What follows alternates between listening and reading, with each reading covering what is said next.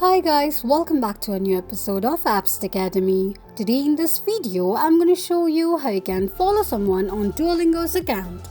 Keep watching the video till the end. To follow someone on Duolingo, firstly go ahead and launch open your Duolingo application. The home page of Duolingo application will appear on the screen. Click on profile icon at the bottom right corner of the page.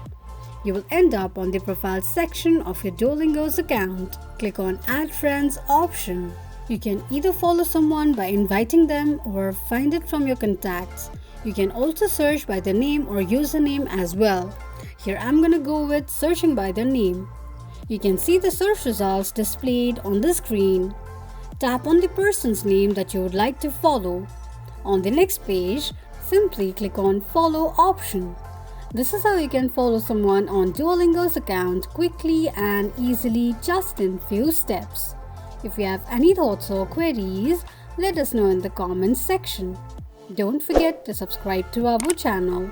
Also press the notification bell icon so that YouTube will notify you whenever we post a new video. I hope this video was helpful to you. Thank you so much for watching.